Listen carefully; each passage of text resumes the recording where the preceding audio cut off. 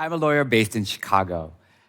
And 2 months ago, I represented a Vietnamese immigrant woman in her divorce.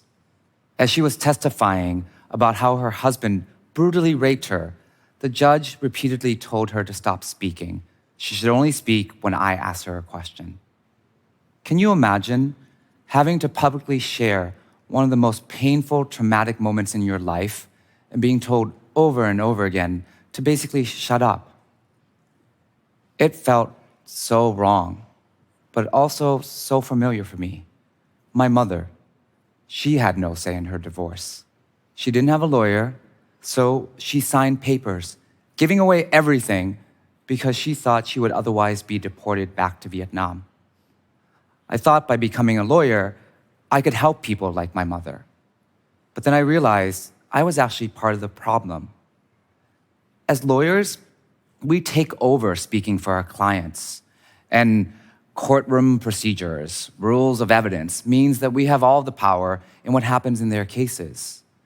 We take terrible situations from people's lives and we translate it into legal language. But in doing so, we rewrite our clients as caricatures, the most helpless, most victimized versions of themselves. This is the American legal system. And that's why 8 years ago, I founded Beyond Legal Aid in the belief that it doesn't have to be this way, and lawyers can actually change it, working within, making it so that clients can speak for themselves. How does this work? First, instead of working 9 to 5 in offices downtown, we travel, go to our clients where they live, and during evenings, nights, and weekends when they're available, and they can be active participants in the legal process. Next, let me share a little secret. Well, at least for the non-lawyers. Attorneys like to be in charge.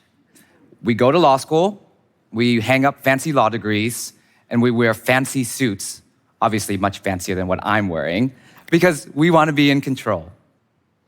But it's our clients whose lives are being judged and impacted by what I do. They need to be full partners in charge of their own cases. We can give advice, empower them to navigate the legal system, but ultimately, we need to follow their lead and defer to their decisions. Let me give you an example. One of our clients, let's call him Atticus. He was facing deportation in a case where the law was completely against us. Atticus had been in ICE detention for several months because the immigration judge denied him bond. So he and OCAD, the Organized Communities Against Deportation, the community group we were working with on his case, wanted to try for bond a second time. I and the other lawyers were like, no. You can't do that.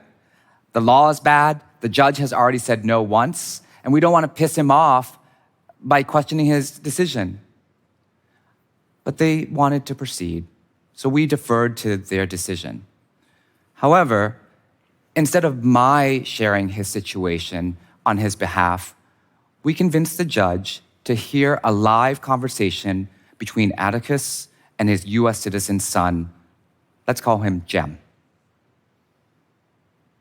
Jem spoke about how he wanted to commit suicide because he couldn't live without his father anymore.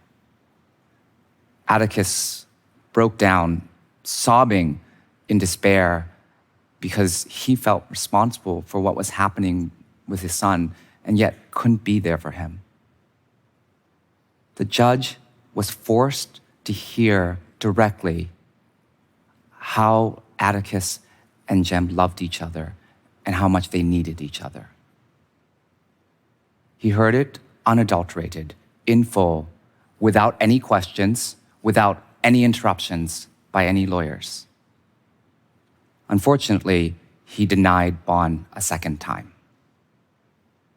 But, and of course there's a but, right? Otherwise I wouldn't be telling you this story. The judge then canceled Atticus's deportation. I cannot tell you how utterly, absolutely shocking that legal victory was.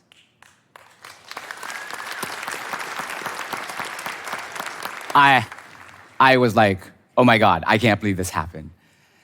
And I'm gonna say something now, which lawyers don't say very often, but probably should say a lot more often. I was wrong. My client and his community, they knew better. If we had not followed their lead and tried for bond a second time, the judge would have never heard Atticus tell his own story and be so moved by what was going on that he defied the law to allow Atticus to stay in the country with his son. Atticus, being able to tell his own story, created a decision that was impossible, at least what we thought as attorneys. Atticus sharing and talking his own case created justice where the law was wrong.